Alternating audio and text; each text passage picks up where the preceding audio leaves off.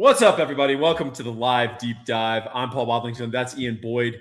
We write at Inside Texas, in addition to doing this excellent Inside Texas YouTube channel. And that is the place where you can go for the best Longhorn information on the planet. 75% off first year for new members only. Fall camp sale. It's time. Join Inside Texas. Be a part of the best Texas Longhorn community in the interwebs. And then I want you to go buy the 2026 Longhorn Football Prospectus, Thinking Texas Football. It's 45,000 words of Longhorn goodness. Every unit, every position, every player, every opponent that we play. I also do breakdowns of the rest of the SEC. It is the premier Longhorn football and SEC periodical on the market, period. You can get it at Amazon, Smashwords, or Apple Books. Ian, you're clad in crimson because you're secretly an OU fan, as we all know. Yeah. No, this is not crimson. What is it? It's a much lighter red than that. I don't know, man. No. Chat, I want you to weigh in on this. Someone says nice wardrobe change, Ian. They've been mocking you for wearing the same shirt. No, it's because I had a V-neck this morning on the live. And so they were making fun of my V-neck. The deep dive was a little live, and we got to apologize for that. I do like that someone in the chat said, "Where's Ian?" And someone said he's Velcroing his shoes. I just had an image of you with Velcro sneakers, like a 5-year-old. It's just great. Oh, I didn't even understand what that meant. Yeah, like you know how when you're like wearing granimals and you like match your elephant shirt goes with elephant pants, and then you Velcro your shoes. I do have concerns. Someone says scarlet red. Yeah, scarlet red. Isn't scarlet red crimson? This is not OU red. That's all I know. All right.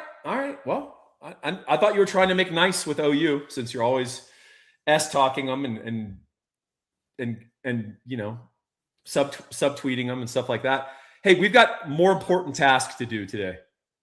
We want to talk about the Texas O-line.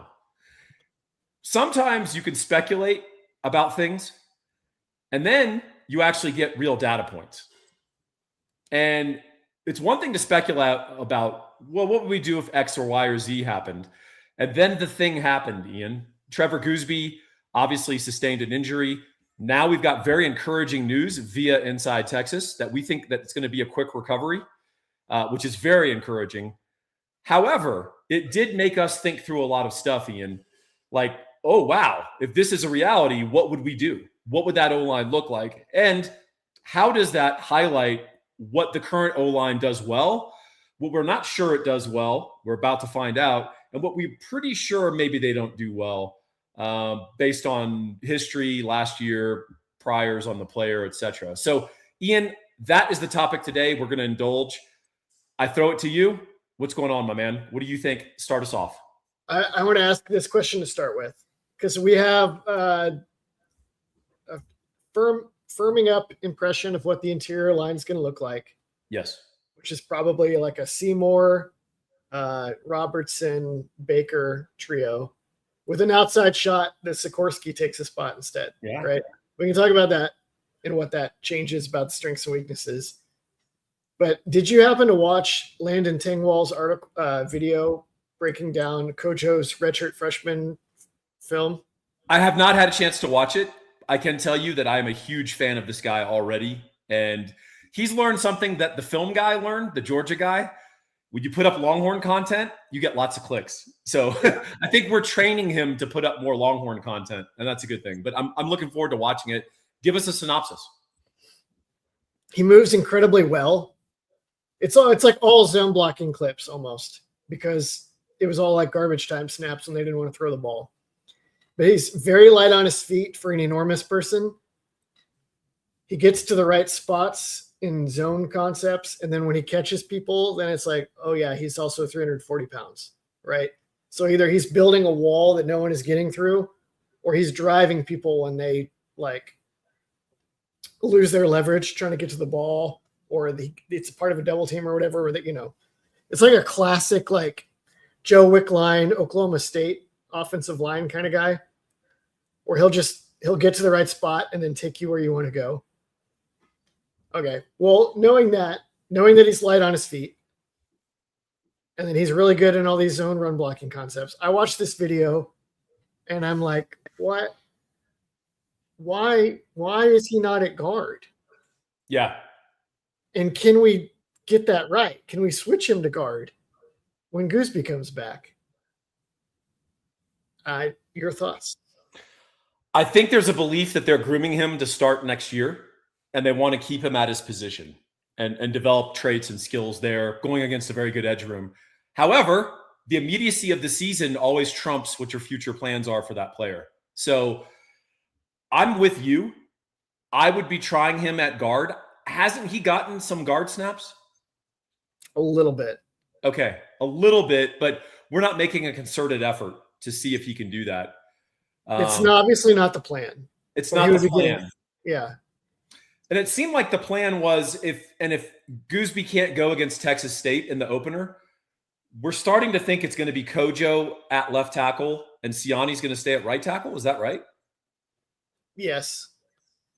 Now, so that to me suggests that they want to maintain continuity where possible and build on what they've been working on, which makes sense to me because the big question mark with this group is, can they coalesce to form a championship starting five when you got two transfers that haven't been in intensive system for multiple years like other guys, and in the case of Seymour, weren't even here in the spring.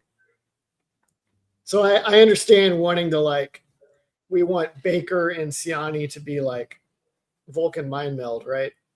We want everyone to be as comfortable as possible and as the limited snaps we have. But yeah, Kojo, people have started at guard one year and moved to tackle the next year all the time. It's a very common thing in the NFL, right? You get in your high-level tackle rookie, he starts at guard his first year, and then you move him out once he gets acclimated to the game, right? I mean, that happens all the time. So I agree with you. I think it's interesting. I think one interesting intel point that came from this is they're dead set on Brandon Baker staying at guard. Yeah. And I think we thought that he might be tackle number 3, and it appears that is not the case. Yeah.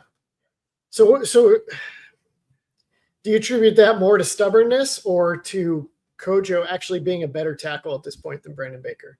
I think we have to be open to the possibility. Look, as badly as they mishandled things last year, and they get no slack for me on that, right? We do have to be open to the possibility that Kojo's good. Oh, yeah. So, I mean, I think that could be it. Also, Baker, I think they know his NFL position is guard. So, or his best NFL position or his best realization probably. So I think that there's some elements of that as well. But that's another thing that's well, we want to have our tackles lined up for 2027. Well, I want to win in 2026. Yes. Well, we want to set these guys up for the NFL. I don't care. If they do well in the NFL, good for them. Right now, it's about Texas and what they can do for Texas. I hate that mindset. The only reason, when people are like, well, we got to run pro-style schemes to get pro-caliber players. It's like, well, if you win championships that way, then great. If you don't need that to do championships, then I don't care about getting guys in the right If we run the wishbone and never land an elite quarterback recruit again and we win the national title with it, I could care less. Exactly. I don't care. I'm here to serve Texas, not the future Jacksonville Jaguars. Yeah, not the Houston Texans. Yeah. Yeah, I think that's interesting. I think so. For one thing that we do have to delineate and make clear, very common to cross train on the offensive line. So when you hear that so-and-so got snaps at guard, it doesn't necessarily mean they're playing guard. It means they're playing through different emergency scenarios of 3 guys go down during a game. What would we do? They have to think through all those permutations. And I think, as someone said in the chat, I think it's just that Baker's just much better at guard. And that kind of dovetails with what our new direction, or maybe a more sustained direction, might be in the run game, Ian, which is we think Baker could be a really good outside zone guard, or even just a pulling guard. If you want to run more power, but you want to pull, I think Baker could be exceptional at that because he's got a great work rate. He's kind of like an energy guy, and he's very athletic. He's got great feet, and he tries hard. Like Baker gives it his all. So let's talk about that.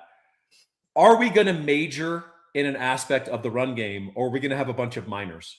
Are we going to be the 9th year Van Wilder guy in college who's changed his major 6 times and he's just got a bunch of minor credits in like a bunch of different fields? Or are we going to like buckle down and try to get a degree and graduate? You know what I think? I think they're going to have 5 overlapping minors. That's what I think. I think they're going to do some outside zone, but they're not going to do as much of it as we want. Okay.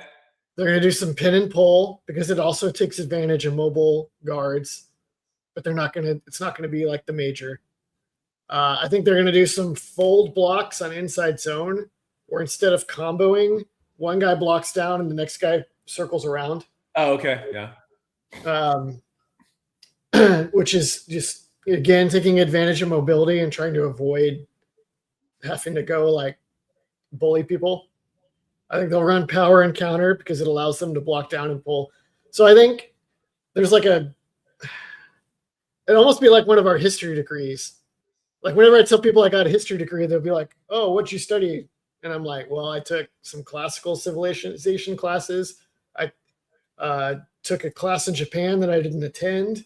I took classes on the Civil War." You know, it's like I didn't major in anything. I majored in just general history. I think that's probably your good case scenario. We're going to major in mobile guard run game. What about counter gaps, counter tray, GT counter? Probably just enough to tantalize and not like major course of it. I love that. I love that run play. I know. If you're not good at it, don't run it. Yeah, I mean, my thought is have 3 runs. Just like we do outside zone, inside zone, and 1 gap play. Like just those are your 3 runs. And if you want to throw in a trap or a draw schemed up for a specific opponent for a specific reason, say they've got defensive tackles that love to shoot gaps and you want to put in a trap play or a draw, hey, bring it on. But I'm all about like establishing a pretty narrow identity in the run game and just getting very good.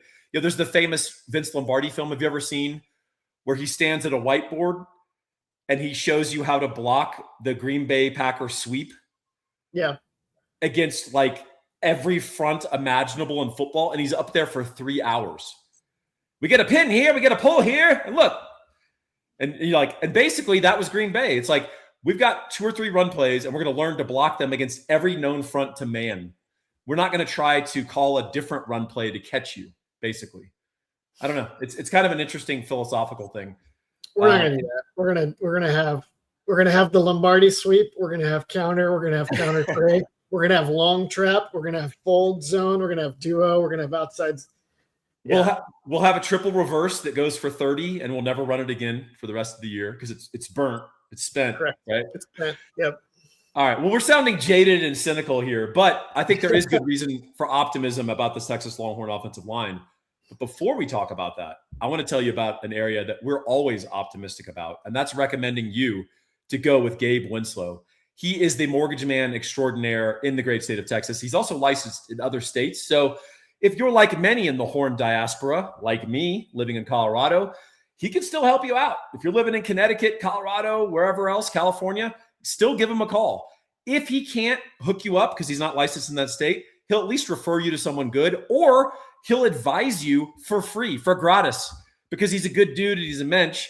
He'll actually tell you how to manage and basically good tactics against your mortgage guy that will guarantee you the best rate and a big win. So call Gabe. He's an awesome guy, and he's great at what he does. 832-557-1095. That's 832-557-1095. All right. Now, Paul, I have to couch this very carefully, like you did, so people don't freak out. We believe Gooseby is going to play against Ohio State. You know what? I believe Gooseby was never injured. Okay.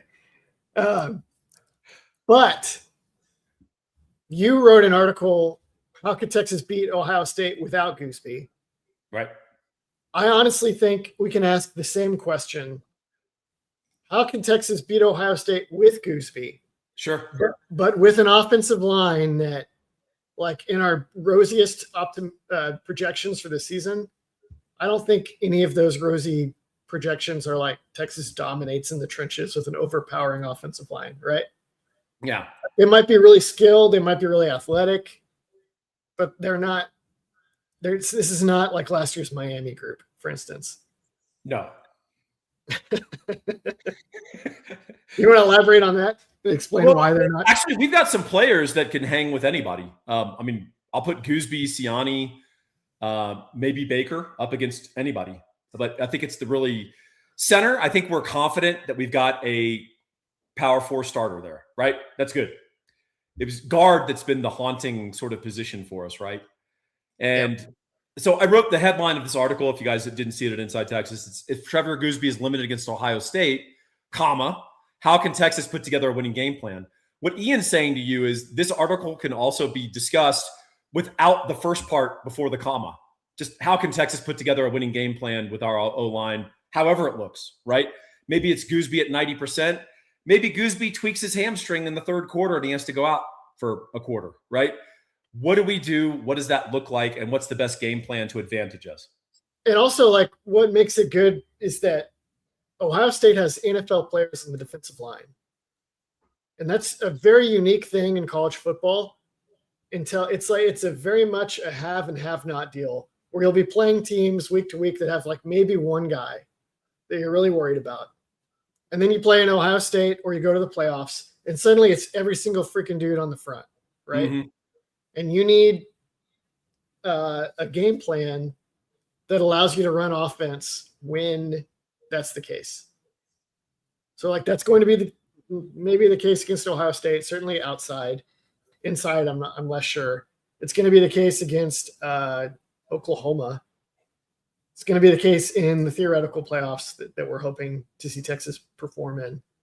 And so then, what then? How do we make sure we don't go off a cliff on offense when we play those teams? You know, it's interesting. I want to kind of circle back on something you said. You mentioned the athleticism of our offensive line, and I think that's apparent. Yeah. They are athletic, and we should play to that strength. However, doesn't that dynamic change when we put Dylan Sikorsky in at left guard over, say, Seymour? Yeah, seems like it. I thought Sikorsky, I mean, he looked like a wall in the spring. Like, no one's running through that guy. I can tell you that. He's got an anchor and he's got a base. Like, he is a big, strong boy. He's slow-footed. And I question whether he's a guy that you can run outside zone with if he has to reach like a front side player, right? And get his hand on him. Now, you can help. You can have your center Terry and like stay a long time on that block to make sure that Sikorsky gets it, but you pay it down the line, which means your center is slower now getting to the next guy that he's supposed to get to, et cetera, et cetera. So do we take on a different feel as an O-line if Sikorsky is a starter? Are we running more duo? Are we running more like split zone? Are we taking advantage of this big boy, if not driving people off the ball, at least screening people and turning a shoulder?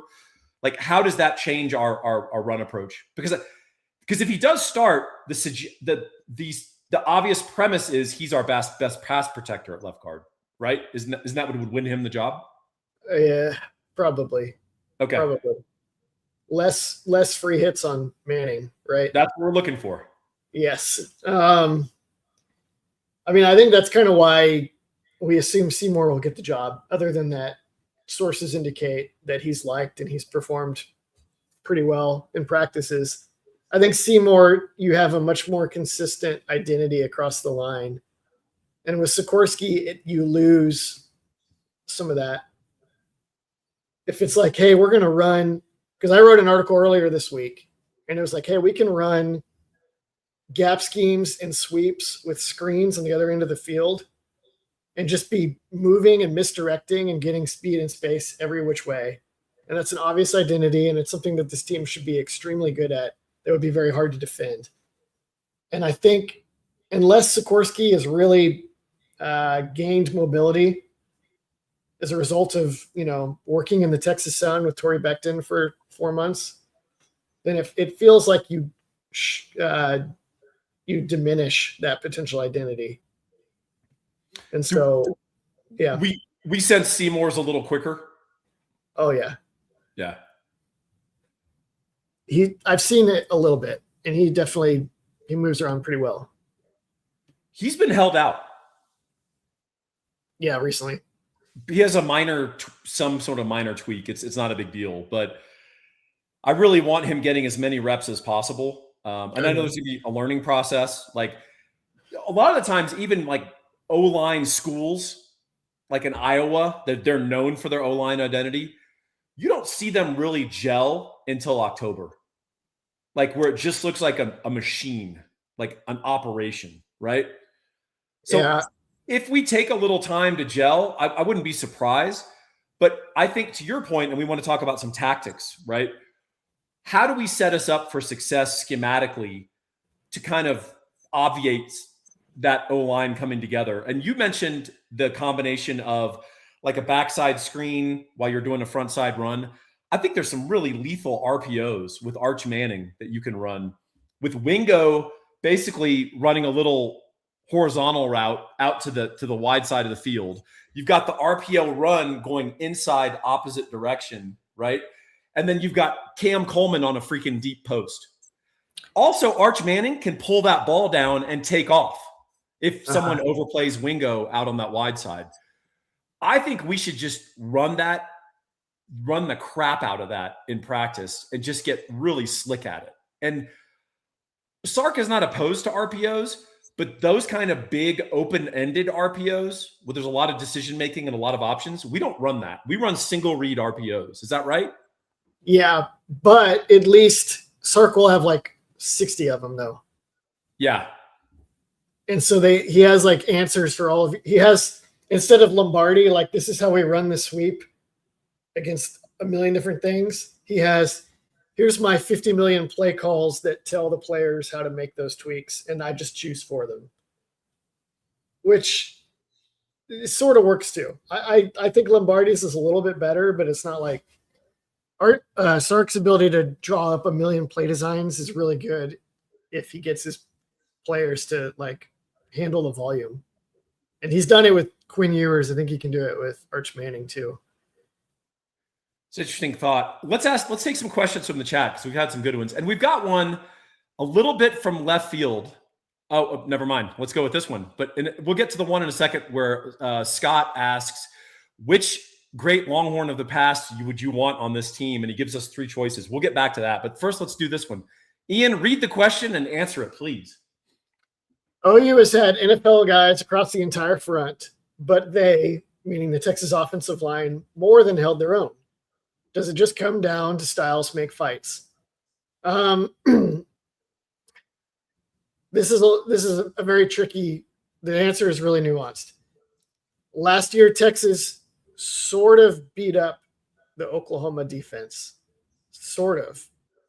If you look at the stats, they ran for like 4.2 yards a carry, and they just managed to hold on to the ball and kind of Iowa them. And we broke 20 because of a punt return. Yep. So it's not like Texas necessarily took it to Oklahoma.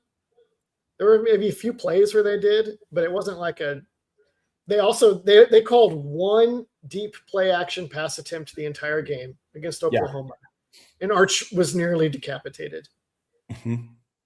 So Oklahoma dared us to run on light boxes, and Sark took him up on the challenge, and they did it just well enough with some Arch Manning third down throws to make it work. That was last year, but historically, we've also tortured them with outside zone, haven't we? Yeah. The outside zone part is the style makes fight part. They are vulnerable to outside zone because of their style that we've talked about. When Texas was legitimately good at outside zone, like 24 or 23 to a lesser extent, they kind of ran wild on Oklahoma with it, especially 24. All right. We got a great question here from Scott Speck. These are always fun. The spec is for speculative in this question. Would you rather have Justin Blaylock, Michael Huff, or Derek Johnson on this year's team? First of all, I want all 3 when you mentioned those 3 guys. And you picked very good players to address very specific issues that we think that they would like solve and then some. I'll throw it to you, Ian, first. Who would you rather have of these three? Justin Blaylock. I think there's two right answers, and I think that's one of them. Yeah. So it's possible that Michael Huff is the best player on this list. Exactly. But I think he's the wrong answer. I think he is clearly wrong answer. You can hide safeties. We also like McDonald and Williams and Kobe Black are not slouches. We have more 4-4 guys this year. The thing the concerns we have at safety is not whether we have power 4 starters. The question is, are they awesome or are they just above average or good? That's what we don't know about at least one of those guys. I'm not concerned that it's a hole, right? Are you? No, I think they're going to be I think they're actually going to be miles better than people expect. I agree. So Justin Blaylock, I love as the answer because he fits. I mean, that guy was a monster and he just solves everything. And by the way, not only is he your best offensive lineman, your best guard, he's also your arguably your best tackle. He and Gooseby, it's neck and neck. Gooseby's leg could have fallen off. And if you had Justin Blaylock inserted in, you'd be fine. Yeah. I don't want that to happen though. Of course not. You want Gooseby. Derek Johnson, the reason he would I'd say there's two right answers, and I think he's the other right answer. Right. It's Derek Johnson. The guy had 9 forced fumbles one year at Texas. 9. like he had 3 interceptions that year. He forced 12 turnovers by himself in a game. He was an unbelievable player. And so Will Muschamp would have a field day with that guy, and pairing him with Biles would just be sick. So yes, I love Michael Huff. He's an amazing player. He's not what we need as much as Justin Blaylock and Derek Johnson. So I'm good with either answer. Ian says Justin Blaylock. I'll go with Ian. The thing with Derek Johnson, though, now that you mention it, is if they put Derek Johnson at Mike next to Biles, does anyone score? Score all year? Yeah. So that it's you know what? Screw it. Let's get by. Give Kojo a try. Sikorsky, Seymour, whatever. Yeah. Let's just play Derek Johnson and win every game 10-0. Let's just win every game, 23-7, and just grind it out. Yeah, I don't know. That's actually a tougher question than I initially gave it credit for. All right, interesting question here from Sailor Joe. What hypothetical benchmarks or stat does Andre Kojo need to hit against Texas State to prove he can handle Ohio State? Specifically, what does he need to show on the field to give us confidence? There is no benchmark or stat. It's going to be subjective and qualitative level of play. He could have 9 pancakes and a 97% PFF rating against Texas State, and that doesn't have any meaning for Ohio State. It's good. It's preferable than the opposite, but you need to kind of evaluate him. And honestly, we still wouldn't know until he lined up across from Ohio State's defensive line. The good thing I can tell you about that, and I've done a lot of research on Ohio State and really dove deep on their depth chart. They've got big edges this year. Big power guys, both 6'6", 270 plus. Bo Atkinson and Kenyatta. Blinking. What's his last name? Kenyatta Jackson. I always say Kenyatta Watson, but that was that corner that transferred out of here. Yeah, I know. When you get old, you conflate all player names. I don't know why. But yeah. My dad used to do it, and I used to laugh at him, and now I'm doing it. So, but those guys are power guys. A power guy going against Andre Kojo is preferable to a 6'1", 225-pound guy who runs a 4.40. Yeah. Who lines up in a wide 9 and just sprints off the ball on 3rd and 10. Which was the case last year. That was the case last year. And so they lost those guys. They're replacing them with power guys, and that's actually a good matchup for us. So I like that. Doesn't mean they're bad. I promise you, Kenyatta is going to be like a 2nd-round NFL draft pick. Bo Atkinson will play in the NFL. Bo Atkinson is basically Ethan Burke, a little more athletic, but probably less instinctive and less smart than Burke. So those are kind of the parallels for those guys. So what I was proposing is whatever happens at tackle, we need to have our 2 very good analogs to their edges We need to have Zena Umeozulu and Lance Jackson lined up on our tackles, basically being the scout team for Ohio State, because they're going to be able to simulate the power, size, and speed combo that they have at that size. We've got two guys that are the Ohio State edges. So I think that's a good prep edge for us as well. Yep. In general, Ohio State, hold on, Connor. I want to set it up. He's just forcing stuff on us today. He's just throwing stuff at us, and he's like, trying to be the puppet master. He likes that. Ohio State's going to be very different on defense this year in general, I think.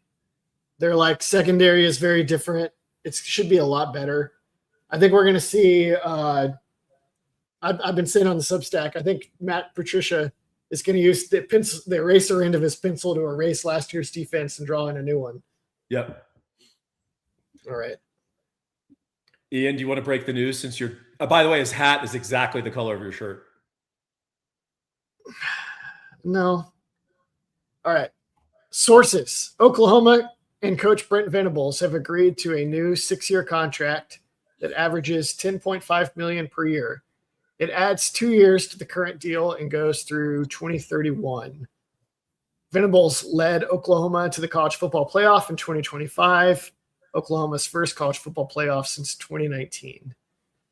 I have a lot of follow-up questions, Paul. Yes. A lot. First of all, there are extensions and there are extensions. They keep doing these where they basically just add 2 more years as is with Venables. This is the second time they've done that. They're not these are not Jimbo Fisher extensions. These are much more modest than that, right? They did up his salary substantially, didn't they? I don't think so. $10.5 million? What was it before? Not $10.5 million.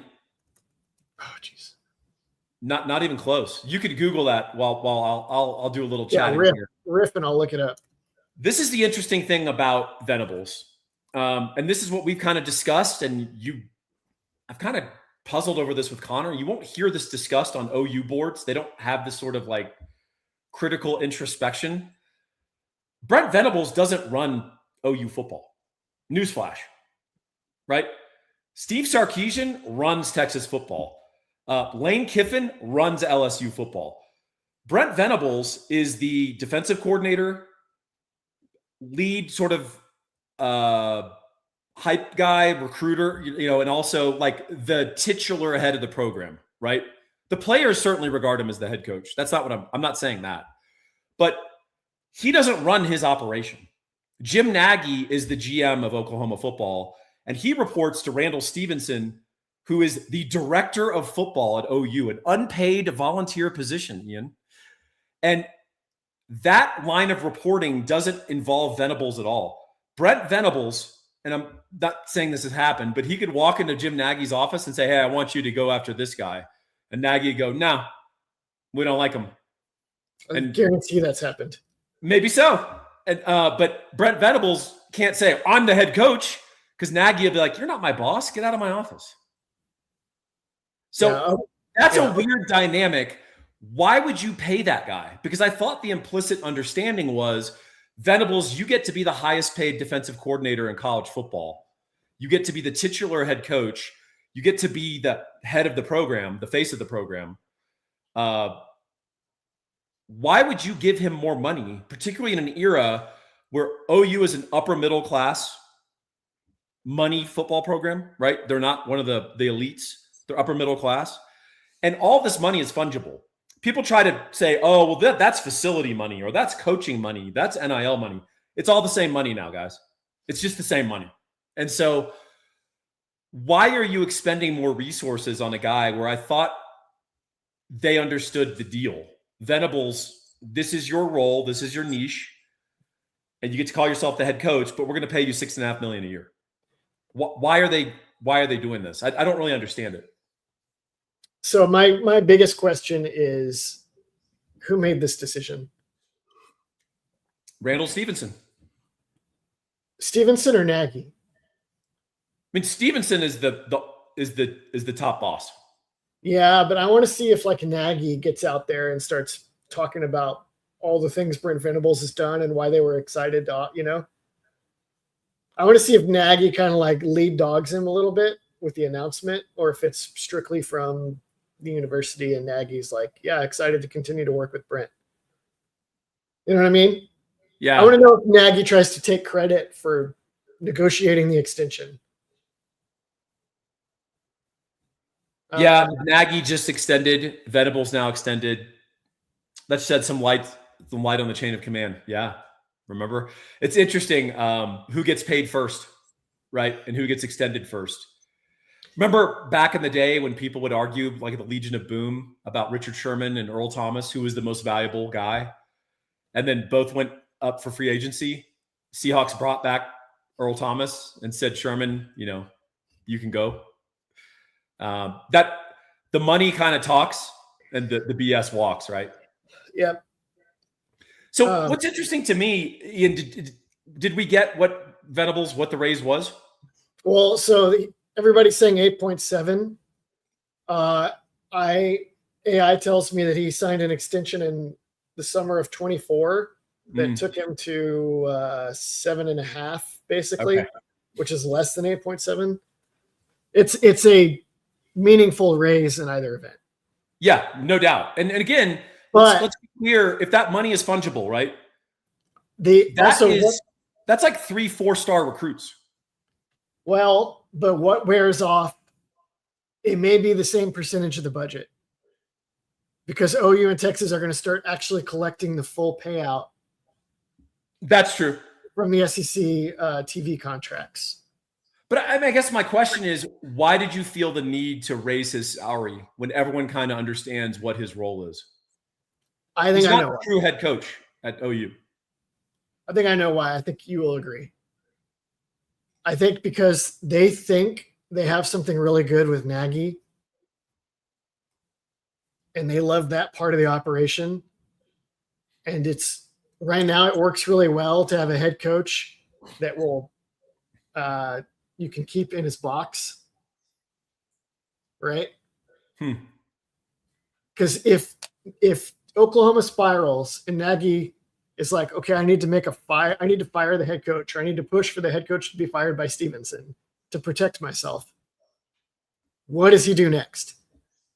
Because it's going to be really hard to hire another head coach that would get any excitement or have any really good bona fides, and then them agree to play second fiddle to Nagy in player personnel selections.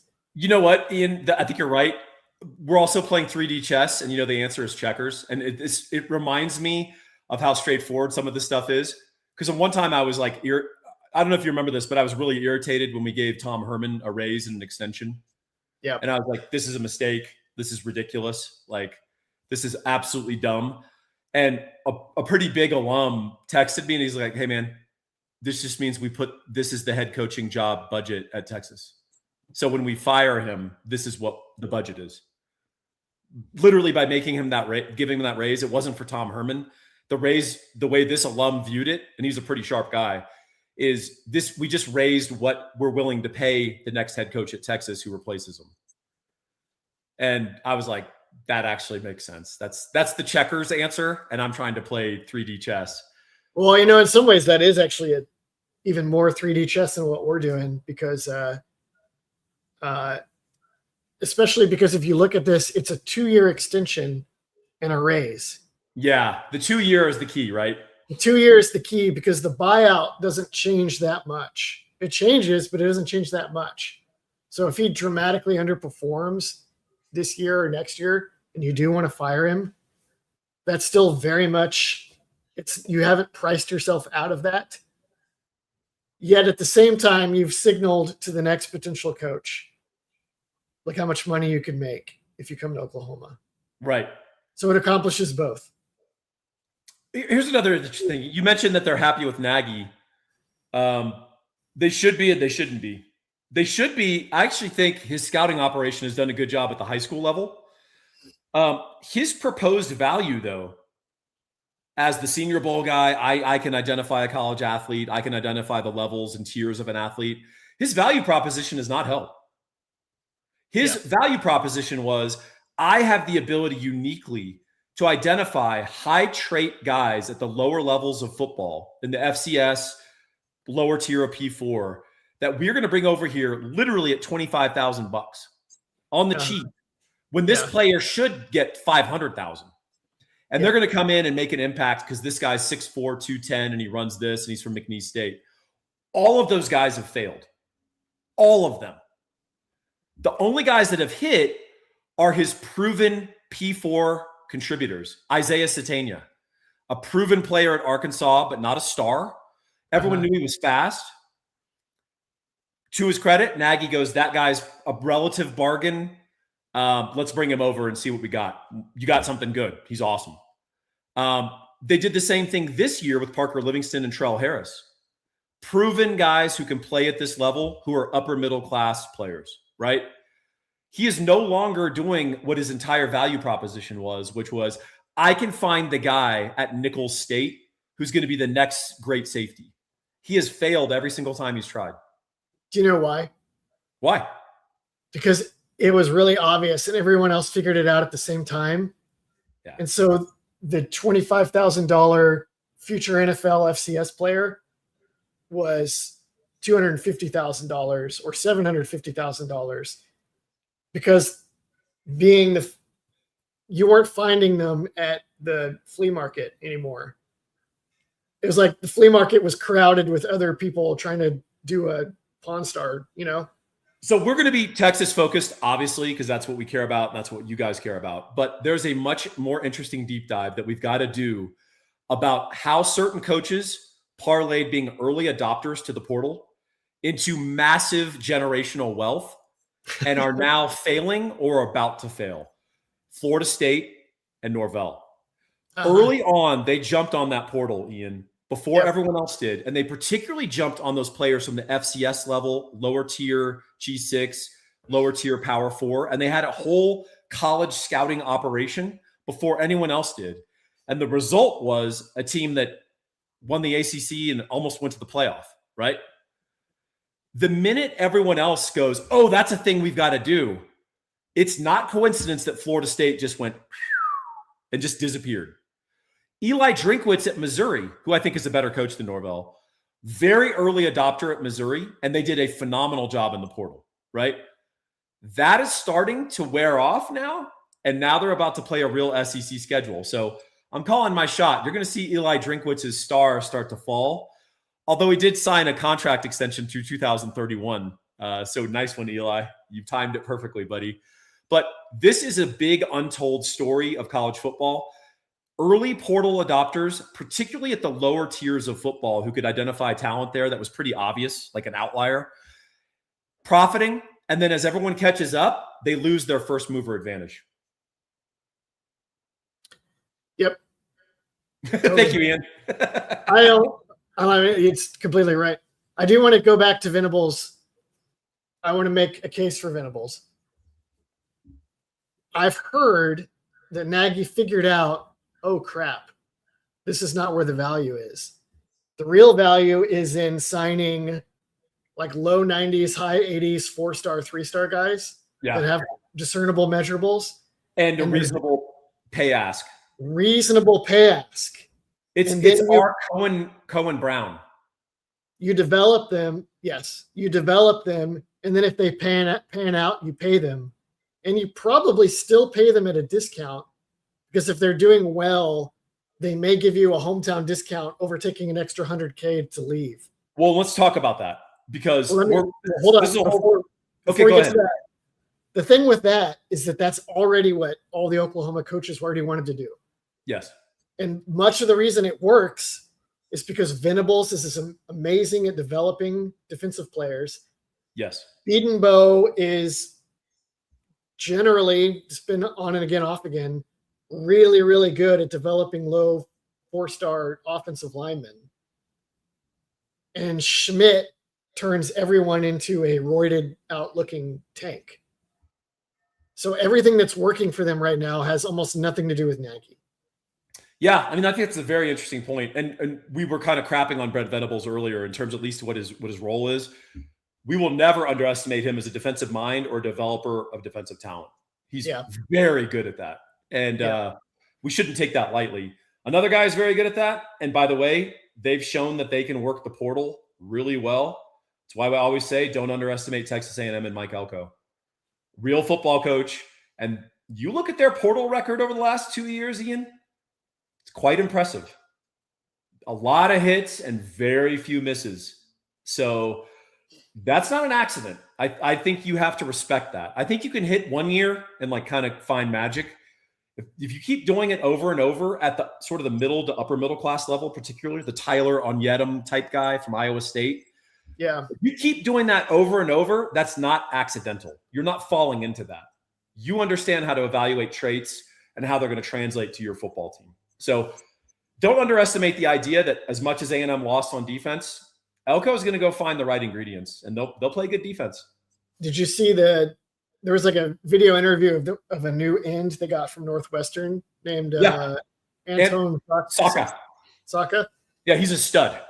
And he's enormous. And everybody was like looking at him and they're like, oh my God, he looks like the dude that comes out in the prison yard and everyone like cows, you know? Yeah. Enormous, monstrous looking person. Ironically from Northwestern too. So that means he's pretty smart too. I don't know that they make a ton of exceptions at Northwestern. Okay. And you don't go up there. If you go to Northwestern, it's probably for a reason, right? I think that's true. Yeah. I wanted to circle back on one point you were making about the pay structure and getting the value of this high 3-star, low 4-star player, which Texas is starting to exploit, especially with the expanded roster. You and I always laugh because I'm like, people are like, man, wide receivers, even the 5-stars are hit or miss. You never know. It's like, actually, you can know. You know what you can do? You can let them go play college football for 2 years somewhere else. And if they hit, you go get them. That's like one way you can know. You can watch them play college football. You don't have to guess and have them sitting on your bench making $1 million a year that you could have repurposed into 3 low 4-stars, right? Especially, this is so important. Especially if your plan is we're going to spend $2 million every year on our top wide receiver, then it really doesn't matter where he came from. If it's like, well, he's going to be super expensive if we let him go play for Auburn. It's like he's going to be you're planning to spend that money on your star wide receiver. So it doesn't matter where you know. Well, and what it does is it creates an imperative for you have high paid 5-stars on your roster. Those players are on a very different timeline than the high 3-star. That high 3-star will be delighted if his 4th year he's a starter. Okay. Yeah. That 5-star better make a move real fast or you need to ditch his ass. So I'm not calling out specific players. You know who the 5-stars are on our roster. Some of them the fans love to ask about every week. If that guy doesn't have a role at Texas and he's eating payroll, and you could take that payroll and get a starting offensive tackle from Northwestern who's going to be a 4th-round NFL draft pick and then still have $400,000 left over, I know what I'm doing if I'm running a college football program. Thanks for coming by for your 18-month tryout at our school. Looks like it's not working out. We wish you well in the portal. They usually have contracts that allow this.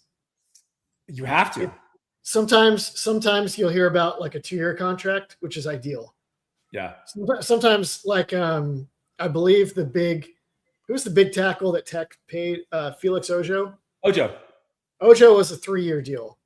So that one, it's like if he doesn't hit, it's a huge problem. Well, it's a big problem for Tech. I don't know if it's huge for Campbell. It's not huge. I don't know if it's huge for Campbell, but that's not what you want. They can overpay though. That's kind of their whole shtick. For other schools that are not in an immediate, are billionaire boosters in a midlife crisis kind of deal, where you need it to be sustainable, then it really matters that you not do that and miss. Yeah, I think it's such an interesting topic of discussion, and I think it's an area where you have to be very hard-headed and unsentimental.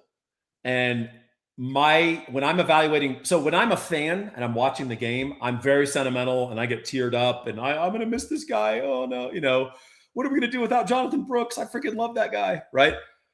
When I'm evaluating the roster, I put on my a-hole hat and I'm like, who's delivering value? Period. And if you're not, beat it. Being sentimental has really hurt this program the last 18 months. And we started to clean that up, but we have a little more sentiment to work on. Yep. From what I hear, the GM Harris has actually been willing to wear the a-hole hat and tell people that we're not doing that. You've got to have a villain in the program. You have to have a villain.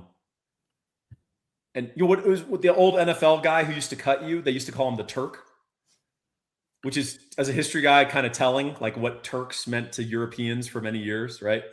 Yeah. Like they would tell Turk stories instead of like boogeyman stories to children in medieval Europe. Not medieval Europe, but right after That's that. such a Midwestern thing too. The Turk, I don't think that story. I don't think those stories are circulating in the South. I think that's in like Pittsburgh with all the Polish people and whatnot. Yeah, Ukrainians and Poles and Czechs and Serbs. Yeah. If you wear the Turk, they'll come and take your children. Literally. Yeah, that was the guy who would go and cut people. And everyone hated the Turk and feared the Turk, right? You need a Turk in your program. And so Texas, I think, is doing a better job of that. But sentiment in today's day and age of NIL and football, it will kill you. You've got to adopt a different mindset as a college football fan. If you just want to be a fan, that's cool too. But don't get all upset when Trey Wisner gets sent packing, because there's a reason. You may have just unlocked something for me that I've never understood. Am I to understand that that's the meaning of in The Godfather, why they call him Sollozzo, the Turk? Yeah. It's not that he's from Turkey. It's that he's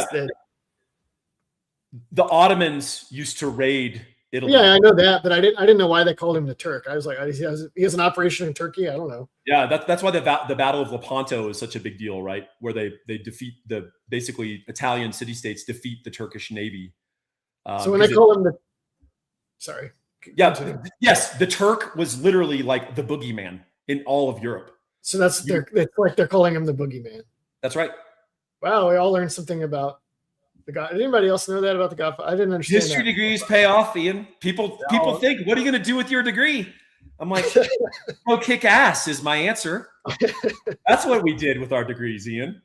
What are you going to do with your tutti frutti film degree, Connor? Good Lord. All right, guys. Our commencement speech for my history graduation at Texas was delivered by a history major from the University of Texas that had gone on to be the producer for the Ellen DeGeneres show. Congrats. Not right. He's also the guy that like does a car commercial where he sings with wild animals in the car. Great. The gist of it was like, what are you going to do with your history degree? Anything, everything, or nothing.